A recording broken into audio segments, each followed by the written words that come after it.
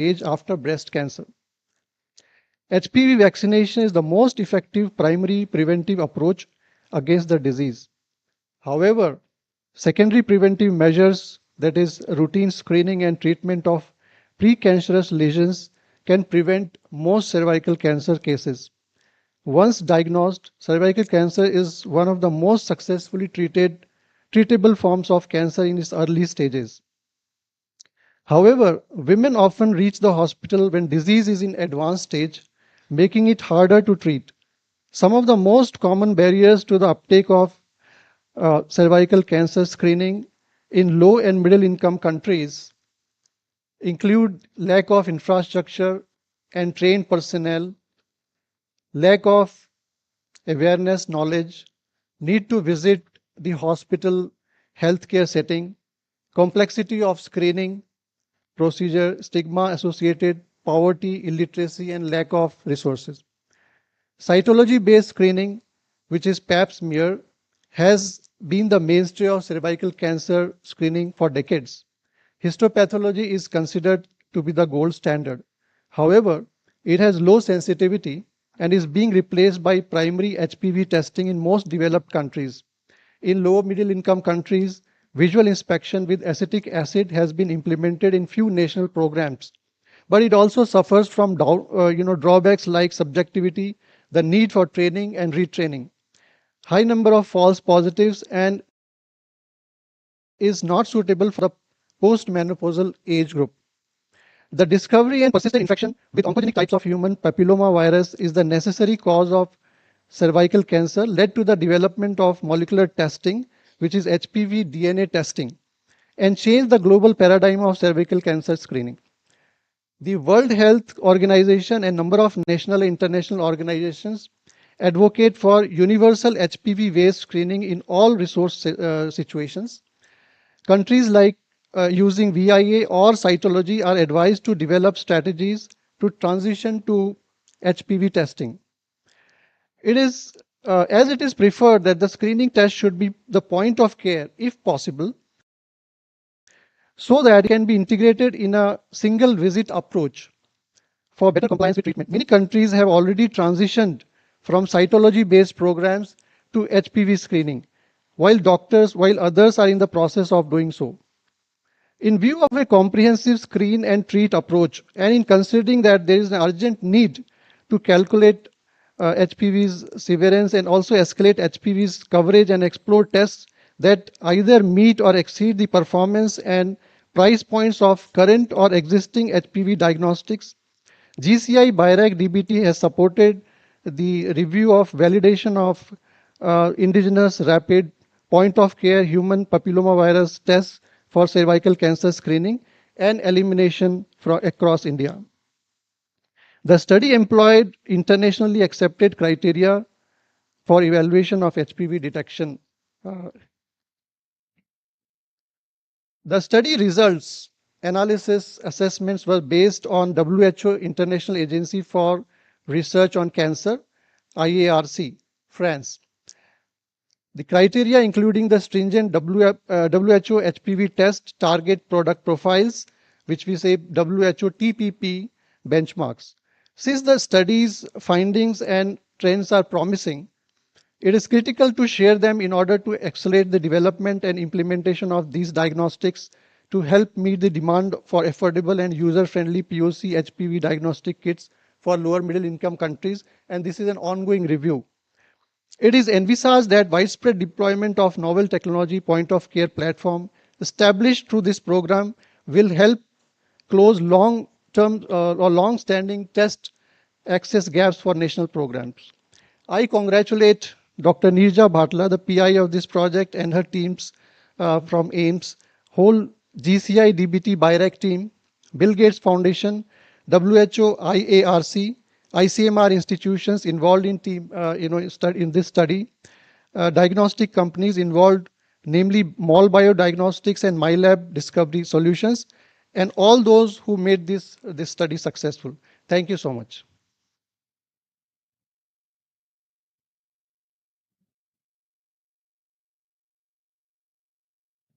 Thank you, sir. Now I would like to invite former professor and head Department of Obstetrics and Gynecology, All India Institute of Medical Sciences, New Delhi, Dr. Neerja Batla, to kindly share the key findings of the ongoing validation study that promises to offer a very efficient and cost-effective indigenous screening test for cervical cancer screening in India. Over to you, ma'am.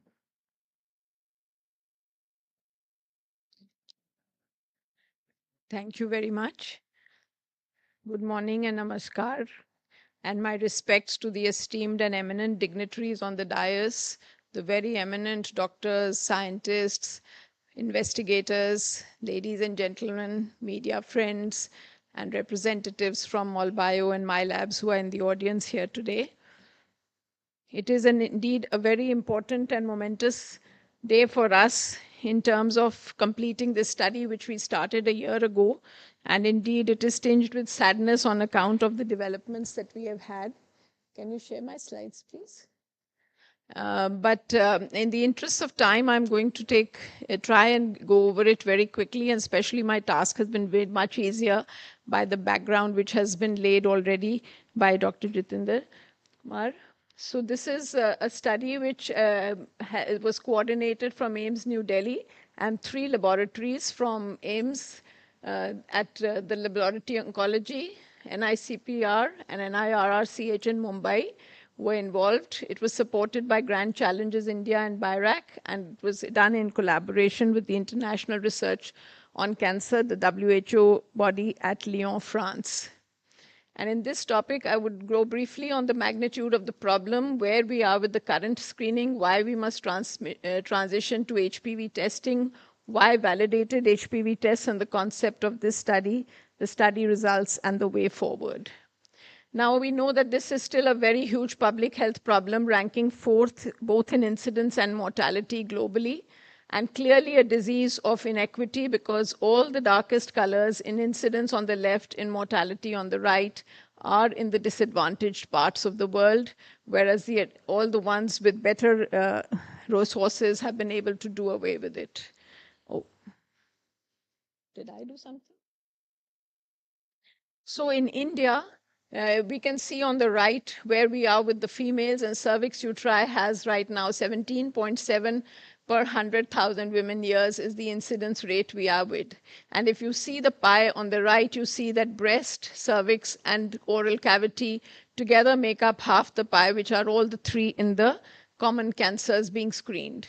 But a lot of variability is there. If we look at data from the National Cancer Registry from ICMR, and we see that it is highest in registries in rural areas. It is higher above the national average of 17.7 in the northeast part, the highest being 27.7 in Arunachal Pradesh. So with this in mind that it is a disadvantaged situation, a public health problem, in 2018, Dr. Tedros first called for an elimination program. Elimination meaning that we would reach a goal of less than 4 cases per 100,000 women years, which relegates it to the field of a rare cancer.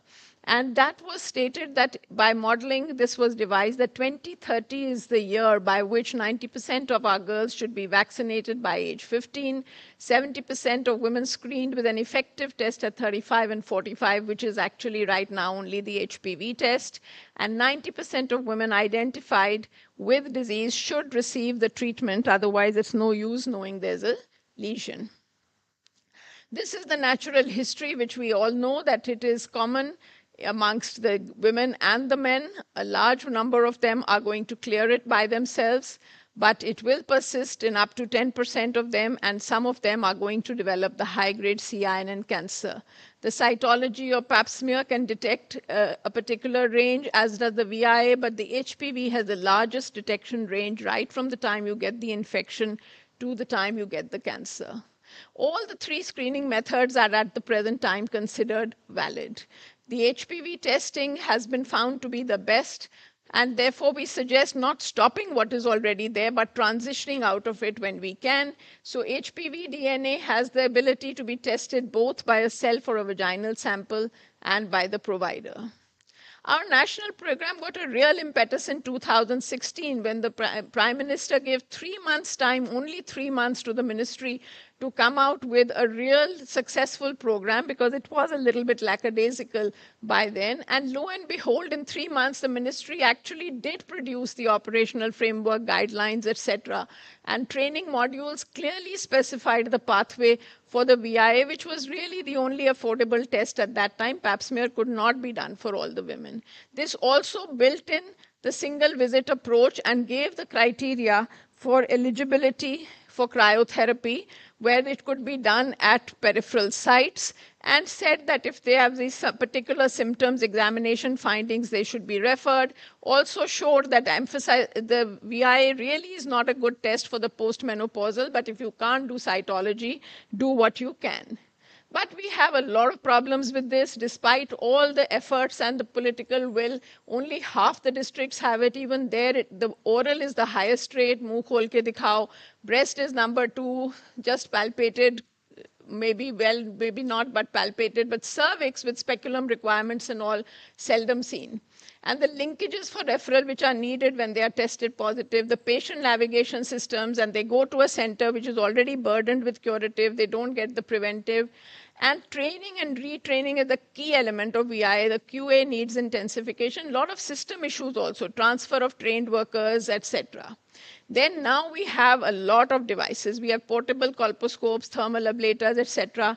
But first of all, their procurement, and secondly, training in their use. All this is very much required. So HPV testing is what we need. It's the most accurate. 2 tests are sufficient. Even 1 has been shown to have a survival benefit. Self-sampling in the hard to reach. And after COVID, we have a great capability of RT-PCR, but we have a barrier of cost. We need them to be validated, because even PCR for HPV done with the wrong primers can give you less accurate results. Conversely, just picking up 1 or 2 virus particles does not indicate that the person has disease.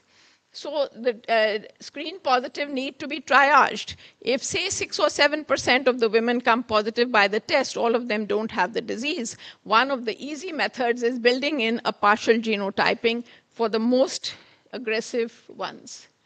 Now it's not moving. Can you shift it for me? Next slide, please. So these are some of the validated tests which are out there globally. And in India, we have used the hybrid capture 2 quite successfully. COBAS, as you know, is a good one now with the limited typing 1618. We have some point of care like the Cepheid Gene Expert.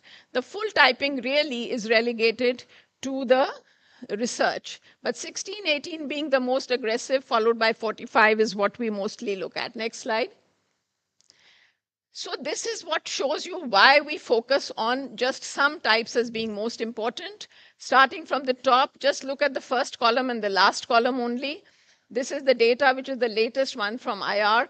16 is by far and away the most important, followed by 18 and 45. And then the next 4 are the ones which are in the current non-valent vaccine. 35 should be there because it is not only most common in Africa, but also in our meta-analysis we found in South India more common than in North India. So these top types are the ones we are talking about. And in India, we are really, really satisfied with the 16, 18, whether it is vaccine, whether it is tests, because 84% over and above the 70 to 77% globally, 84% of our women have age 16, 18.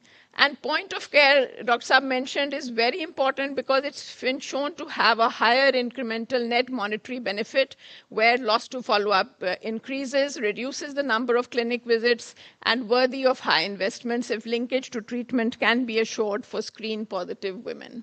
So we found that what we need are fewer HPV types, just those 7 to 8 most common types, because we don't need to identify those very few types in a public program.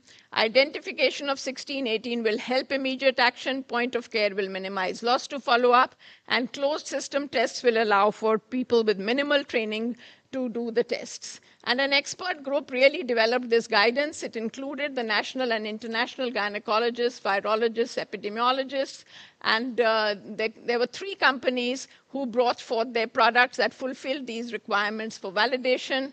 One of the companies, MolBio, agreed to modify their test, which was there, changed the configuration to put 16, 18 in one channel, increase the number of genotypes to 8, a total of 8. The other company, my labs developed 2 variations, a 7 type, which corresponds to the current nonavalent, and a 14 type. These are actually the Meyer criteria, which everybody should be able to meet, and they are rather stringent. You see the relative sensitivity as compared to a comparator test, which has already been clinically validated, 0.9 for CIN2+, 0.95 for CIN3+, relative specificity 0.98, really, really tight, and an interlab reproducibility, which should be 87% with a kappa of at least 0.5. We had a meeting in IARC also last year where the experts from all over the world convened to decide what about these reduced type tests that we now want to do. And it was agreed that we would go with a relative sensitivity of at least 0.9 and specificity of 0.98 for the targeted genotypes, and the reproducibility as well to be similar. So this study, which was rolled out in April last year, and in a very short time with a very frugal budget, we have been able to complete this now. The hypothesis I've already said, that this Make in India initiative we found would be cost effective. And we have assessed the performance of these tests compared with biobank samples obtained from IARC, who were already tested with COBAS and were retested with Allplex for detailed genotyping. The secondary objectives of determining the type-specific agreement, concordance, and the interlab. So this was the set which was provided to us, and we were blinded for this. A population-based screening cohort, which is an essential component of the requirement. Women aged 30 to 64, 23 with CIN2 plus, 977 less than equal to CIN1, 870 HPV negative, 36 HPV positive colposcopy normal, 44 HPV positive biopsy normal, 27 HPV positive and CIN1. And an enrichment set of 100 samples with a known diagnosis of CIN1, CIN2, or 56 with CIN3.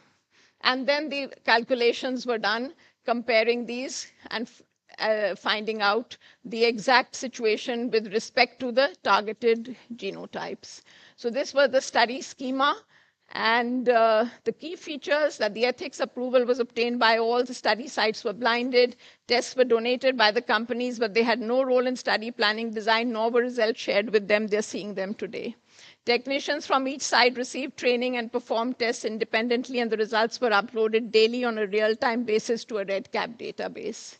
So these are the 2 tests. The platform is RT-PCR, the genotypes 8 and 7, the turnaround time 60 minutes and 90 minutes, and quality control by an internal control.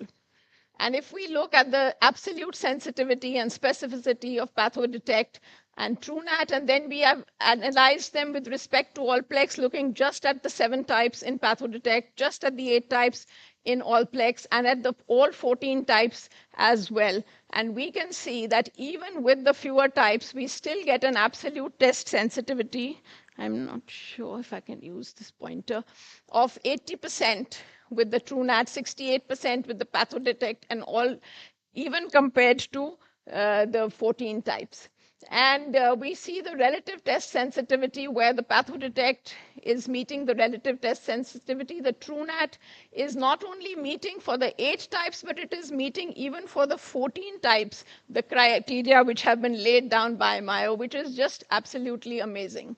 And this is, again, the test absolute sensitivity and specificity for CIN3. CIN3 is what some people consider as the true precursor lesion, but all CIN2 plus have to be treated, so that is a good enough marker for us, actually. And here again, we see that both the tests are complying, and the TrueNat complies very well with the Allplex if we take the 8 test type. The interlaboratory agreement we could see very well with the TrueNat test. And this was the situation when we compared the concordance according to the specific types for all high risk, for 16, 18, and for the others. And you can see that there was excellent kappa both with the Allplex and with the COBAS for the TrueNat. So this was the status summary when we presented to the SAC in November, where we had TrueNat complying on all the parameters and PathoDetect complying on sensitivity. Actually, sensitivity is the hallmark of a screening test. You want a test which will bring in all the positives, and then you have a triage tool with the negatives. So sensitivity is really the main thing. But then we went back to do some more. We had initially done only 100, whereas the Meyer says do 500. So we did another 400, and we found that it actually did improve. Combining the 500, we still had some below the benchmark, but we feel that these are a little bit problems because it's a new test being developed by the company and requires a little more batch-to-batch consolidation, but not something that will not be doable.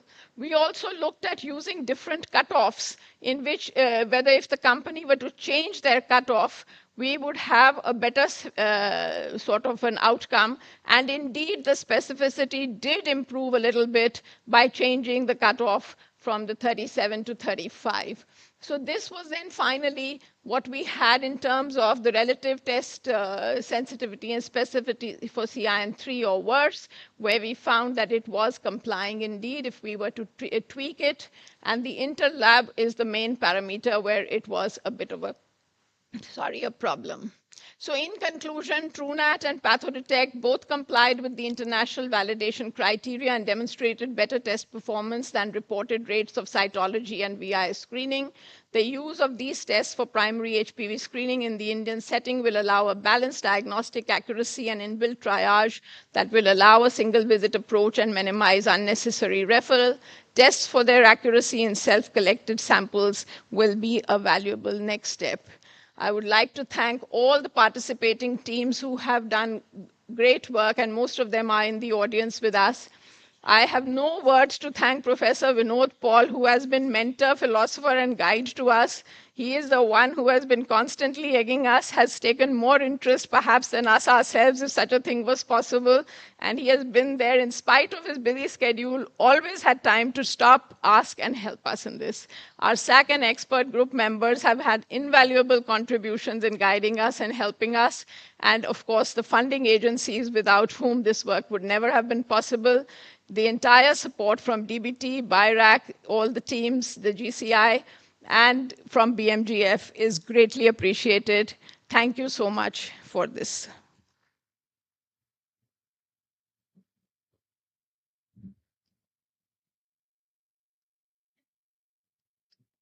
Thank you, ma'am, for a very insightful presentation. I would now like to invite Dr. Chandrasekhar Nair, co-founder and chief technology officer from Mall Biodiagnostics Private Limited, to briefly tell us about their validated and indigenously developed rapid point-of-care HPV diagnostic kits.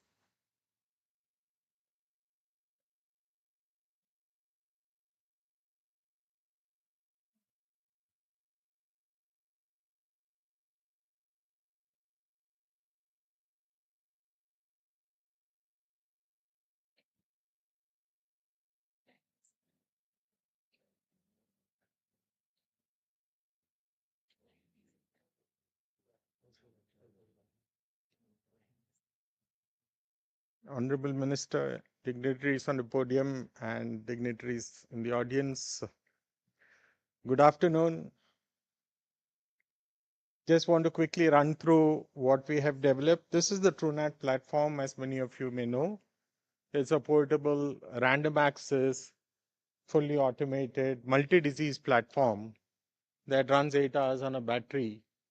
And we also have solar solutions in places where you don't have power to charge these batteries. We have over 40 plus tests on this platform that test for 25 plus infectious diseases. And this is a range of tests that we have on the platform. And you can see pictures of global deployment of this platform. This is a platform, I must say, that in many ways is a product of this ecosystem. We started in the year 2000 with a dream to create a point of care platform for infectious disease diagnostics. We were supported by CSIR's NIMITLY program in the early development.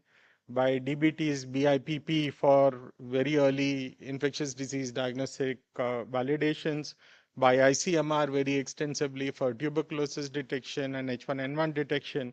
And we are therefore essentially a product of this ecosystem. Today, we have more than 8,500 installations across the country, and the HPV-HR test can leverage this installed base of equipment that exists across the country. This is our worldwide installations. We are today in 85 countries. We have delivered nearly 40 million tests on this platform so far. As you can see, we have global coverage across all of those countries that have a very high HPV viral load, as was shown by Dr. Nirja Batla, about 12,000 installations globally. This is the platform. It's a very simple platform that can do sample preparation and that can do PCR at point of care, typically run by people with limited or no training. These were the things that we set out to do. As far as HPV is concerned, we have swabs types that we can use, but we are also very keen to explore sample types like urine that we could possibly use. Does 40 cycles in less than 40 minutes, covers 8 genotypes, and we have seen the LODs that we have. This is my brief presentation. I must express my sincere thanks to the Indian scientific ecosystem, because as I said, we are a product of this ecosystem. But specifically for this essay, I would like to thank the Grand Challenges India, BIRAC, DBT partnership to guide us and first of all deciding what are the genotypes, because there is no consensus. Uniformly, you will not find such a consensus. So this was very useful for us. And my team that has worked on this very, very rapidly to be able to deliver this. Thank you again.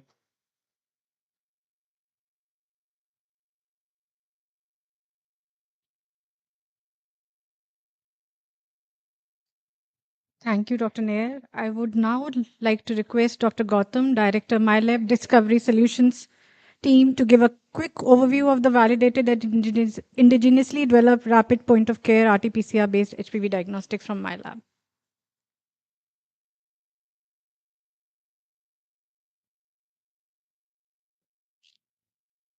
Good afternoon, everyone. Honorable Minister. First of all, before everyone, I'd like to thank DVT BIRAC, Nirja ma'am, and a lot of others institutes who helped us in carrying out this particular study. Now, MyLab is an Indian company. We started about 10 years back, and this is our platform. We offer a fully automated system for testing various diseases, starting from TB. We have diseases, multiple panels are there for infectious diseases, fevers, respiratory, viral infections, and others. But today, obviously, the focus has been on, will be on HPV. So you can go to the next slide. So the idea behind any new test, especially when we're going for mass testing, is velocity. We should be able to test a large number of people. We should be able to do it easily. And most importantly, we should have versatility. So we don't need highly trained manpower. We should be able to do these tests in a semi established setup also. Go to the next one. Yeah. So these are the quick features. Obviously, this is not a marketing presentation. I'll quickly go to the next one. What we are trying to tell over here is that we are covering 7 genotypes, and obviously Nirja ma'am and a lot of others from BIRAC were very helpful when we were developing this essay, because as Dr. Chandrasekhar just said, we were not aware. 1618 was what we were focusing on. We got a lot of hand-holding guidance from various ICMR institutes, from DBT BIRAC, Dr. Nirja, and that's how we were able to zero down on the 7 genotypes. And as and when we get more information, we will be able to add more genotypes to this. Next slide. Yeah. So this is what we're covering right now. The sample size could be a cervical cell swab. It could be collected by a doctor as well. And obviously, our focus is on first void urine sample, because that will definitely increase the capacity, the capability of doing the HPV DNA screening. So that's going to be our next focus in the next few months. These are the licenses that we've got. Go to the next one. And this is the system. You can go to the next slide again. Yeah. So this is our system. It's a fully automated system. You just have to load the sample and put the test kits. And the entire process, right from extraction of DNA, the addition of primer probes, the reading, the RT-PCR, and the interpretation, everything happens automatically. And that's the reason we say, even if it's a very, very semi-trained technical person, we don't need to spend a lot of time on the training. This test can be put right in the periphery from a tertiary center to a peripheral center. And this is the advantage of these tests. Go to the next one. So that's it. So we are committed to serving the Indian healthcare. We're using various tests, and we look forward to getting the support from DBT, BIRAC, and others as well. Thanks a lot.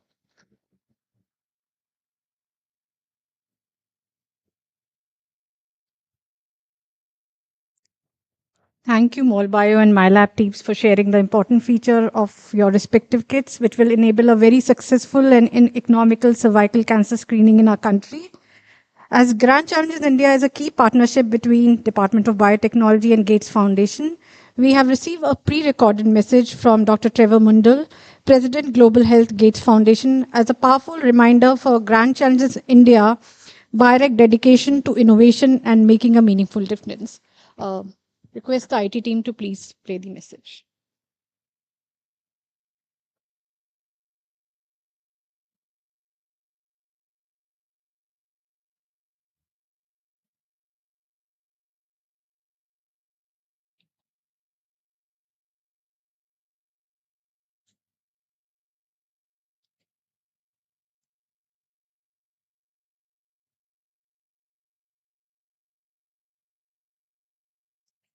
I'm delighted to be able to make some remarks at this event around Grand Challenges India, BIRAC, announcing some important advances in diagnostics for HPV infection related to the early detection of women at risk for cervical cancer. We've had a long history of partnering BIRAC, and it's been an incredibly useful instrument in working industry and international partners in India. It's really cemented our long-standing relationship with DBT.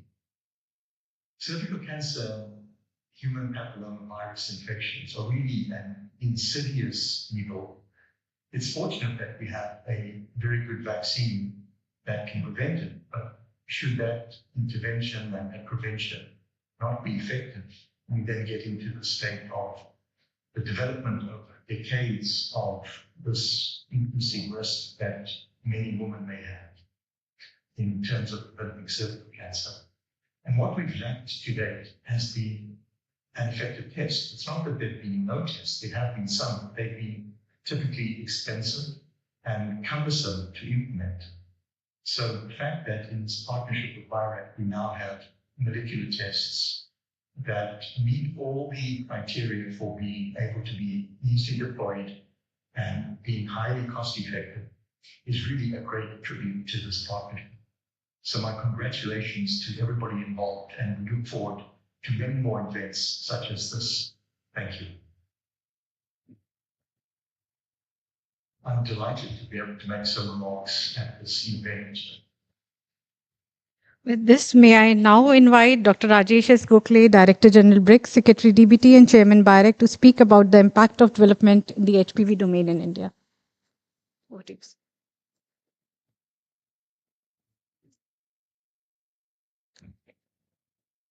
Namaskar and a very good afternoon to all of you. Honorable Minister Dr. Jitendra Singh ji, respected member Niti Aayog, Dr. Paul, Dr. Nirja Batla, the PI of the project, and MD BIRAC, our own Dr. Jitendra Kumar. Ladies and gentlemen, press, media people, BIRAC folks, DBT folks, our joint secretaries here from DBT, and all the other well-wishers of DBT BIRAC actually. First of all, it is a fantastic occasion to congratulate each one of you for completion of this very important activity. I mean, even though, there are several important, since COVID Mission Suraksha program, there are several important activities that DBT BIRAC has been continuing to do and launch activities and completion of important scientific milestones. That this is another one in that kind of series of activities. And I think we should, all of us should really feel happy about this important completion of activity that has happened today, actually. I think Dr. Nirja Batla has already gone through a complete detail of all the activities and associated with it, and she has been taking a special interest with us, obviously very, very amazing amount of talent that she possesses actually in terms of bringing people together, coordinating activities, and being able to reach out to the actor, parts of world also to get these things to happen. I think what is important we have realized in last few years, and I think it's becoming more and more incredibly important, that bringing people together as a consortium of project actually does really help and works in a truly outstanding way to make product happen in the country. And I think, as I said, Mission COVID Suraksha taught us a lot of lessons because at that time we were able to utilize all the institutional capacity, capabilities all across the clinical trial sites, immunological assays, animal models in a very short period of time. And I think that momentum is being carried forward in various programs and activities. This is one such example where Dr. Paul also has been very, very helpful in his own ways in trying to connect various people together. In fact, he's helping us out to do several other missions as well, actually. And I thank Dr. Paul for being over here today as well. I think the one of the key aspects that we should all remember and understand with regard to HPV infection is that this is clearly preventable and treatable form of infection, actually. And continuous infection process does lead to cancers. And therefore, if it is timely looked at in a very judicious way, using a test that is more confidence, has a good amount of confidence and not dependent on technical human resource and other activities, I think it will really make tremendous amount of impact. Of course, as we have seen during the COVID time, the molecular diagnostic RT-PCR has become a gold standard in our country. And, where we started with the cost of the RT-PCR and where we ended up with is a game changer for the entire country's progress. And I don't know exactly the cost of this diagnostic, what Mall Biodiagnostic in my lab is going to come up with actually. But I'm sure it won't be, it would be reasonably cheap and reasonably inexpensive for people to deploy it and use it in the societal perspective. I should also thank both the ICMR laboratories who did the validation part of this activity actually, because it's important that people come together in a group, as I've been saying, to ensure that we make complete these milestones in a reasonable amount of time frame actually. I mean, I would have obviously liked this to complete maybe a year before this.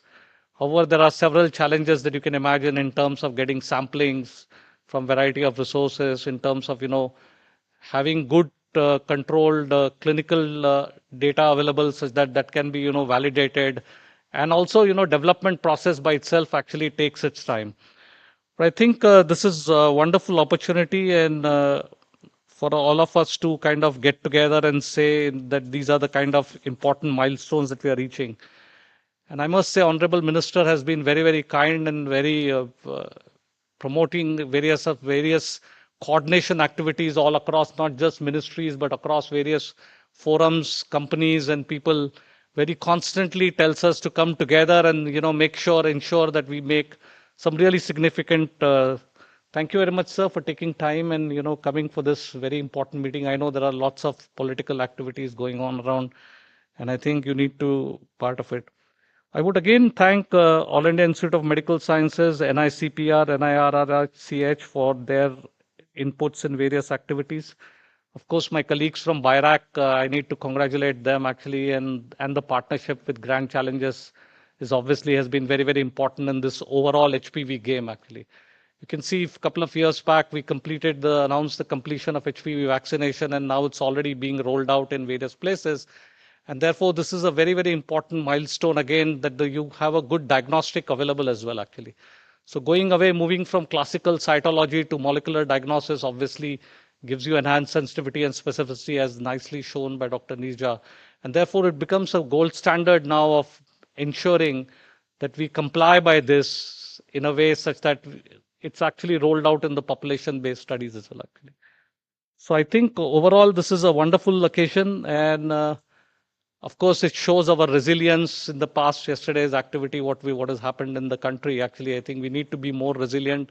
And as a country, we're becoming more and more resilient to a variety of ways. I think this is another one of that example where we have a Make in India program which shows our own strength and capability, which will actually change the game forever. Thank you again for all of you for coming, and thank you very much for all.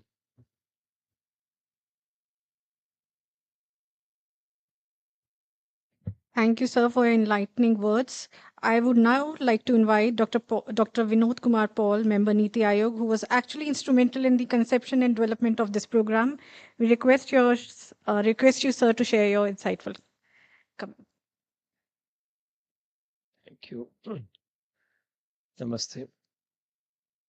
Honorable Union Minister of Science and Technology, esteemed Dr. Jitendra Singh sir, Dr. Rajesh Gokhale, Secretary DBT, Dr. Nirja Batla, my distinguished colleague from AIMS and the PI, Dr. Jitendra Singh, the scientific fraternity representing academia, representing the DBT system, the ICMR system, very capable industry partners, startups, and friends.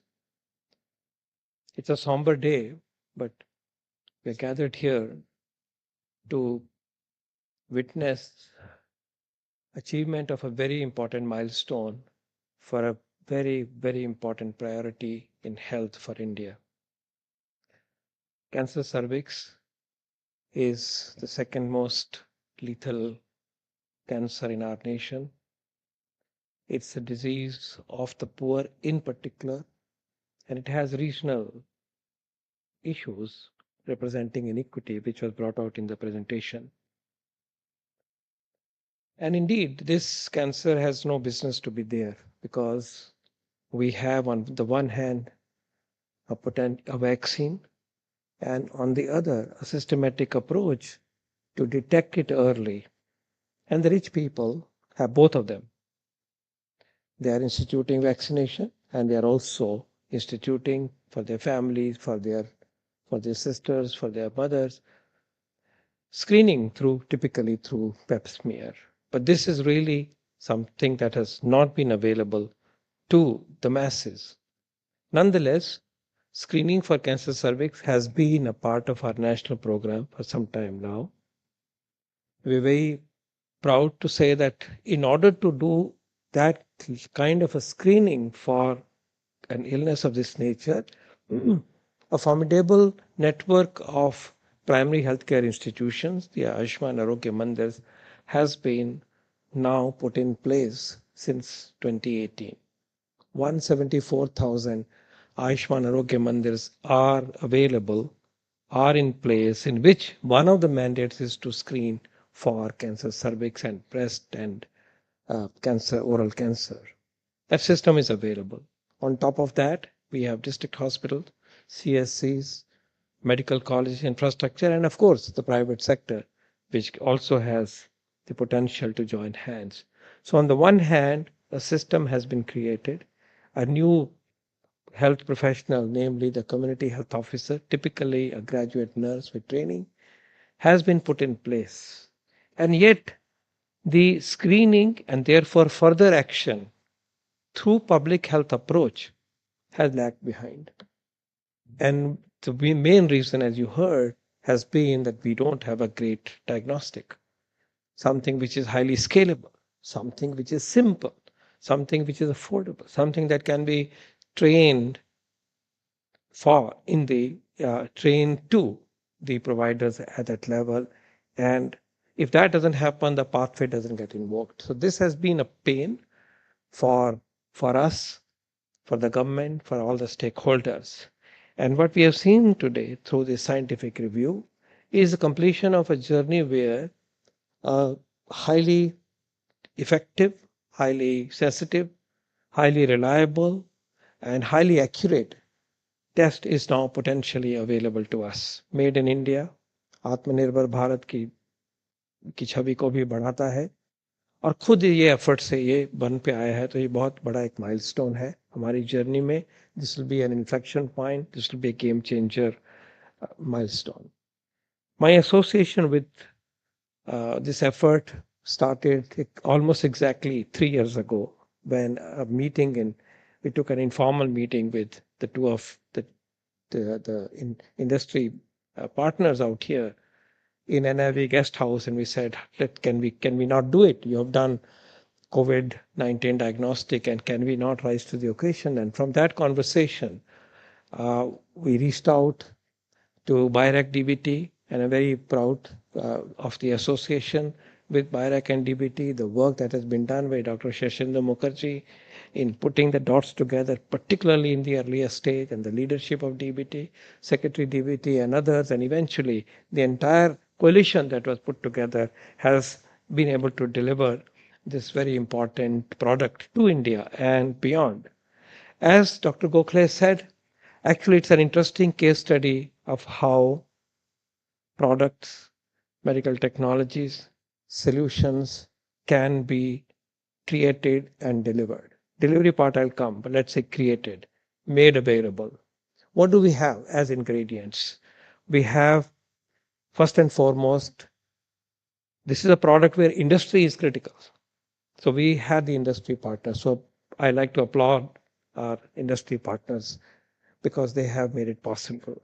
Second, we have the leadership of the government through DBT BIRAC system and the funding that became available through them and through the partners. So the partners have come on board, IARC has come on board, BMGF is on board, WHO is on board.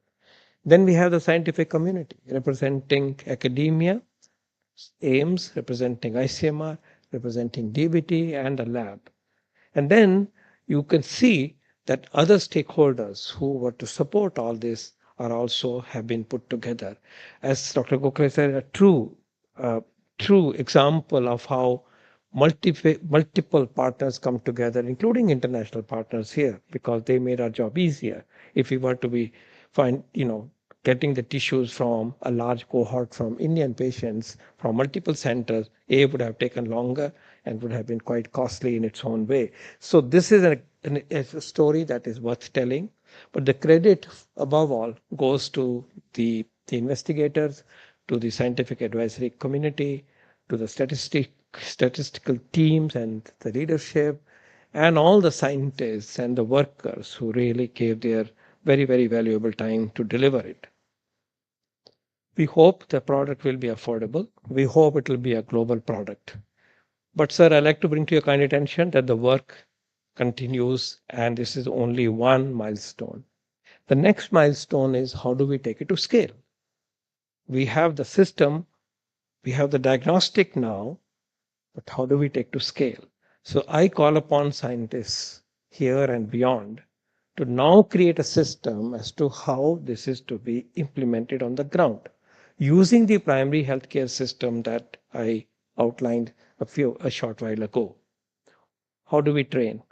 How does the supply of TrueNets takes place without putting pressure on our TB program where we are using these machines for that matter? How do we make sure that the samples are collecting appropriately? Where do we take them? How do we communicate the result? Once the result has come, what do we tell the family? There are ethical issues are involved.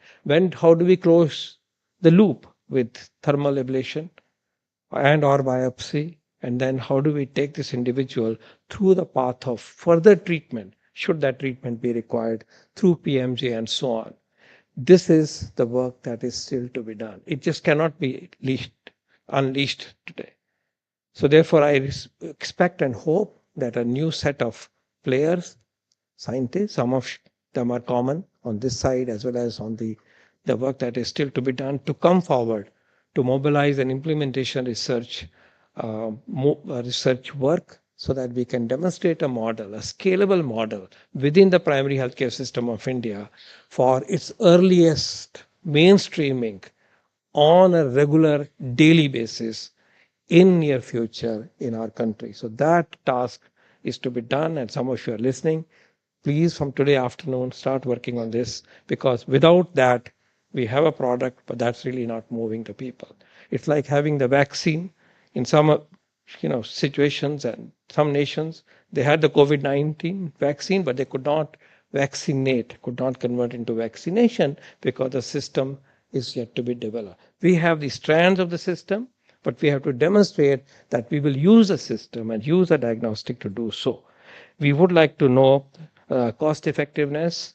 We may have to conduct health technology assessment, and we would like to know the pitfalls that might emanate in the course of implementing this on the ground. So that work needs to be done, and we are there to support that aspect of our continuing journey. My thanks to all the players, all the stakeholders. My thanks to the funding agency, and thanks to the leadership of the Honorable Minister in this regard, and above all, in pushing the frontiers of our health system through technologies, through new solutions, through new diagnostic, and far-reaching new ways of treating and managing diseases. Thank you very much. Congratulations. Thank you. Jai Hind. Thank you, sir, for sharing your insights and for your continuous support to GCI, BIREC, and DBT. I now humbly request Honorable Union Minister of State, Independent Charge, Ministry of Science and Technology, and Ministry of Earth Sciences, Minister of State in the Prime Minister's Office, Ministry of Personal Public Grievances and Pension, Department of Atomic Energy and Department of Space, Dr. Jiten Singh Ji, for scientific review of 2 indigenously developed HPV test kit for cervical cancer screening in India. So we will call the kits here and you want to yes, first, yes, yes.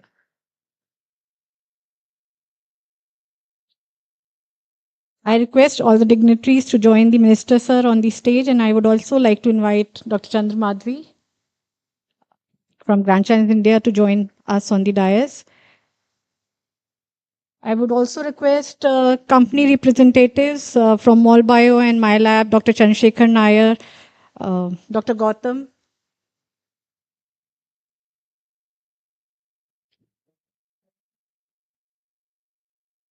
Dr. Mukherjee to join us on the stage, please.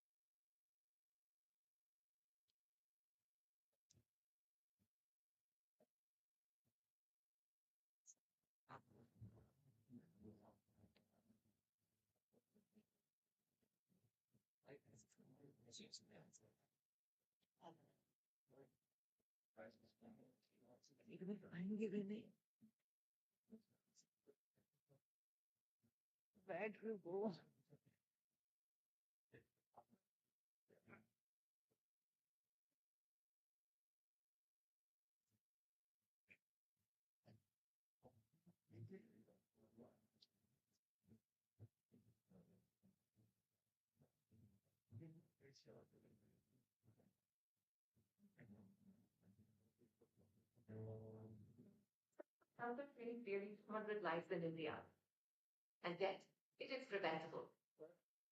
Leading cause, human papillomavirus, or HPV. Early detection can save lives, yet access to reliable HPV testing remains limited. Most tests aren't built for real-world conditions where they're needed most.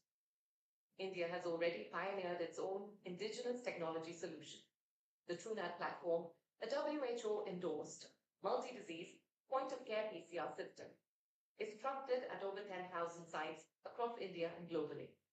Today, the platform powers a major advancement, TrueNat HPV HR Plus, a fast, accurate test that detects 8 high-risk HPVs, 16, 18, 31, 33, 35, 45, 52, and 58. Together, these account for over 96% of all cervical cancer cases. TrueNat HPV HR Plus is built in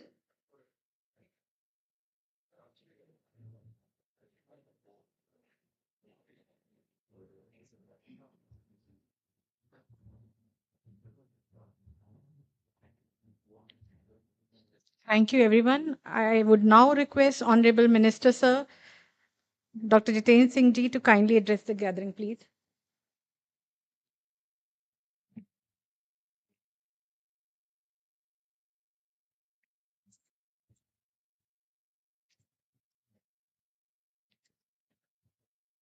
on the dais, Dr. Vinod Paul, member Niti Aayog, and more than that, he's one of us. There's always an asset having him there, as Rajesh was also mentioning. He's been a great help in most of our initiatives in the recent years, both academically as well also bringing all of us together. Dr. Rajesh Gokhale, of course, the Secretary, DBT, but also a scientist and a biotechnologist in his own right. Shall I say Padma Shri, Dr. Nirja? Lest she forgets that she's now she is now titled, or at the earlier years it was said she's knighted. Anyway, and Jitendra Kumar, the BIRAC, members of the BIRAC team, BIRAC, also are partners from the private sector, both these companies, members of the fraternity, students, ladies and gentlemen. I think at the outset, it's also time to acknowledge a series of milestones which have been achieved by Team DBT, of course, also by Iraq, led by Rajesh Gokhale. They started off with the first ever DNA vaccine. And I think this also not only helped biotechnology find acknowledgement within the country and outside, it's also helped Indian science find a kind of an esteem, because the DNA vaccine gave India recognition as one of those who were capable of leading in preventive health care, which was quite contrary to the impression that we carried outside, that we hardly cared for health, leave aside the preventive, not even therapeutic or curative. And therefore, followed by it, of course, the first indigenous antibiotic called erythromycin.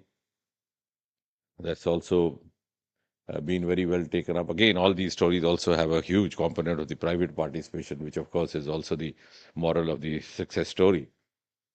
And then a successful gene trial, gene therapy, in fact, in hemophilia, which is carried out in CMC Vellore, and also found publication in the New England Journal of Medicine, which is, of course, I think about 200 years old. Dr. Vinod Paul will bear me out, the oldest journals, the British Medical Journal and the New England Journal. And those were the times when entire science, including medical science, was controlled by the Britishers before it came over to Americans somewhere around late 60s and 70s. Even the textbooks emanated from there. So it's a huge validation getting a publication over there of a trial, of an experiment or a successful initiative conducted by the Department of Biotechnology. So that gives us an immense pride, and I think carrying on in the same thread, we have this event also happening. In fact, I don't know how many of us in this room realize that we are simultaneously addressing more than one of the award goals of this government. A is, of course, the preventive health care, which is going to be focus, because in the times to come, that's going to be primarily a focus regardless of the disease. Because B, the preventive health care in the young, because this is a problem which is mostly rampant during the adolescent age, teenage, and the young girls and females. C, the women health care, which has been a focus of this government. A number of schemes rolled out through this ministry, through the health ministry, through the women child welfare ministry, are aimed at that.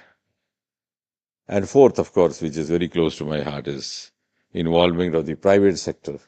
And that makes it a whole of science and a whole of government approach, as was being mentioned also by Dr. Paul. You have 2-3 government agencies coming together. You have the DBT, of course, the BIRAC being a component of that. You have the AIMS, New Delhi. You have ICMR, Noida, ICMR, Mumbai.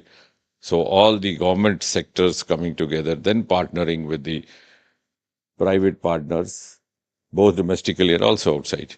So that I sometimes say that is finally what is should be our aim. PPP plus PPP. You have PPP within the country and PPP outside the country. So public and private, within the public and private, and that is a model being followed also now currently by some of the European countries, particularly in life sciences and health. So that is something which gives us immense satisfaction to see this happening. Now, as was being mentioned by Dr. Neerja in her presentation, incidentally, you see, in hypertension, we used to read a rule of halves. You see. So 50% don't know that they have hypertension. The other 50% know that they have. Of those 50% don't go for treatment. And of those 50% who seek a prescription don't follow the treatment. So, which later on also became applicable in type 2 diabetes mellitus. But if you say, and because all of us have been teachers for a long while, I think if you apply the same formula, you would make out from our presentations the rule of 4 applicable over here.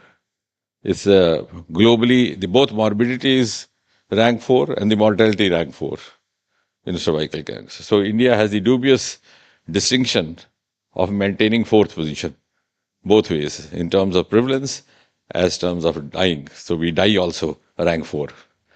So, no. But that is, as I said, a dubious distinction. And of course, strictly speaking, you can't say that it's a virus causing cancer, because that will not be a very true or honest teaching to a student of medicine. But it has been shown that it is linked to it. So it should be, because malignancy or cancer is a multifactorial outcome. So strictly speaking, when you are teaching in a class of medicine, you would not say, oh, we are treating a virus, and by doing this, we are now treating or curing cancer or preventing cervical cancer. But of course, 90% of the cervical cancers have been found to have a correlation with HPV virus. It's just like saying that if you find a stone in the gallbladder, you remove it, lest it turns into it gives a malignant transformation. That does not mean that every gallbladder stone will end up in cancer. But if you see retrospectively, then the prevalence size. So here also it's a retrospective observation, but nevertheless it is there. It's proven by statistics, and therefore it becomes mandatory. It becomes responsibility to check it, and more so since it's more than 70% of this malignancy is affecting girls in the age group of 16 to 18. That's why the view came of having a universal vaccination also. And as far as WHO says, the WHO dictum is 3 levels: the vaccination, screening, and treatment. Now, vaccination, of course, is one part. Earlier on, they had a ceremony, the DBT, to also acknowledge that, which they again did in partnership with the private players. And today, of course, the screening kits. And as was being mentioned also in Dr. Neerja's presentation, you had the pap smears, etc., you had the visual examination. But the more feasible and more affordable, Rajesh said, I'm not sure what is the cost, but I'm sure the cost is going to be affordable. Otherwise, we would have defeated the purpose for which we partnered. So, and even if it is not affordable, we would expect the partners to make arrangements to make it affordable, because the ultimate objective of this entire exercise is to have affordable, accessible screening, if possible, mass screening. And that is feasible only when you have a huge private participation also, which could be sometimes also in the form of philanthropy, not always in the form of profit making. And I'm sure many of those companies also have a budget earmarked for that. In fact, way back from 1996, I had been treating all the type 1 diabetes mellitus free of cost. I was providing them insulin, not from my pocket. We had the charity wing of Novo Nordisk. So I think these companies also, these private houses can also work out that. And we should be looking forward to that, because unless that happens, this program held today would have lost its relevance. And therefore, screening with using high precision tests and the affordable procedures. And I was just Dr. Neerja was mentioning in her presentation that there's a high prevalence in Northeast, and I was telling you just now that the Northeast prevalence is rather a more recent phenomenon because of the high prevalence of possible drug addiction. But traditionally, it has been very high in South India because of a much higher prevalence of sexually transmitted diseases. So over there you find it equally as much even in males. Of course, they don't have a cervix, so they don't suffer from cervical cancer. So they are safe from that point of view. But otherwise, so why I'm saying so is that when you talk of prevention, it's very fanciful talking about vaccines these days because that is the buzzword after COVID. But more important than that, before these vaccines came over, when we were young medicos, we talked of the prevention in the terms of social and cultural habits and the hygienic habits. And that was the teaching that we were imparted when we were undergraduate students. We didn't have these vaccines, but the sex education, safe sex, and avoiding the indiscreet use of drugs or drug abuse. So these were the basic fundamentals which were part of the teaching before this vaccine thing took over. Because what has happened actually is that in India till about 1980s, this is what was being taught, all the communicable diseases. Then the non-communicable disease took over, all these metabolic disorders. And somebody wrote a small humor piece that now India steps into an age of civilized disease. Now we will not die of sexually transmitted disease or syphilis, we will die of heart attack. Because the dictum in those days, in our undergraduate days, was if you read syphilis, you read medicine.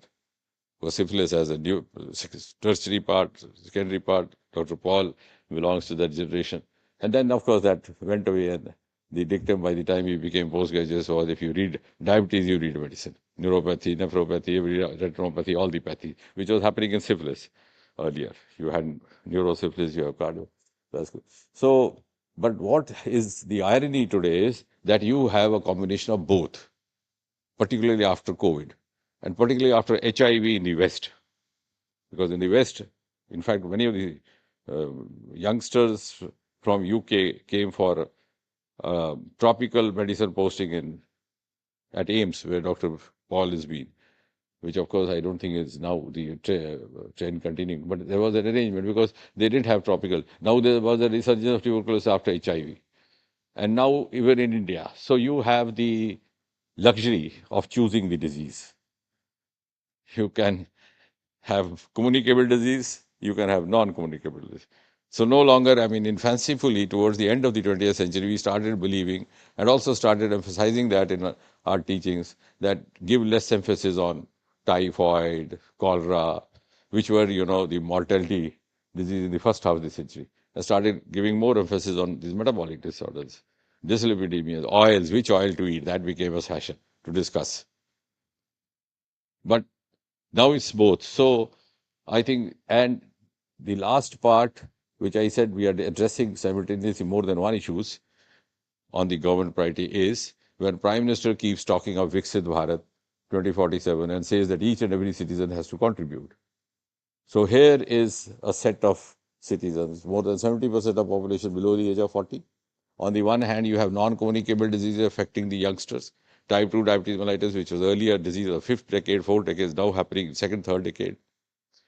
Myocardial infarctions happening much younger. And on the other hand, all these diseases which are related to transmission of virus, etc., like cervical cancer, also happening in the second decade. So how far can you afford to let your 70% of the young population suffer or get sacrificed at the altar of these diseases? Because so therefore it becomes a national responsibility to safeguard their health and also to offer them the due prevention if you actually want to utilize their energies for the making of the India of 2047. So I think simultaneously the team here which came for the photograph has served a larger purpose than they think they have. So congratulations.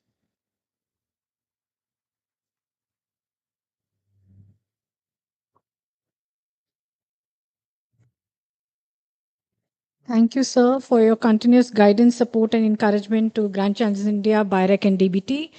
Your insight have certainly set the stage for potential deployment of these indigenous HPV kits in national program as a pivotal intervention to fight against cervical cancer. I would now like to invite Director Finance BIREC, Ms. Nidhi Srivastava, for delivering the vote of thanks.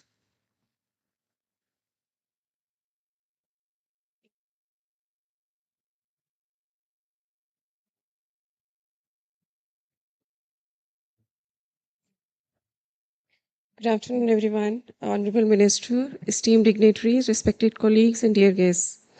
It is my profound privilege to deliver the vote of thanks on behalf of DBT BIRAC and Grand Challenges at this momentous event, the scientific review of the indigenously developed HPV diagnostic test case for cervical cancer screening.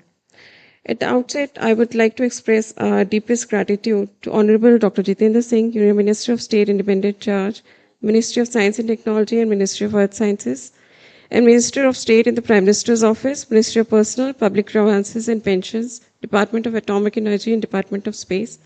Sir, your visionary leadership and continuous encouragement to scientific innovation in India inspires us all.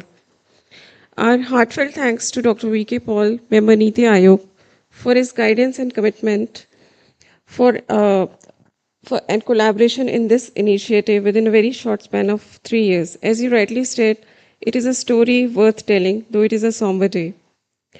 We are immensely grateful to Professor Neeja Batla, former head Department of Obstetrics and Gynecology, AIMS New Delhi, for a clinical expertise, insights, and invaluable contribution for validation and implementation strategy of these test kits.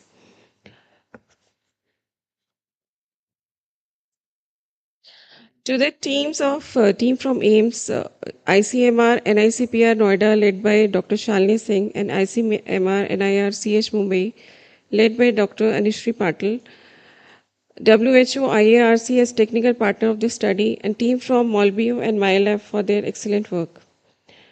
I would like to thank all the distinguished guests and officials from DBT and media representatives who graced the occasion with their presence. Last but not the least, my sincere thanks to our leadership from DBT and BIRAC,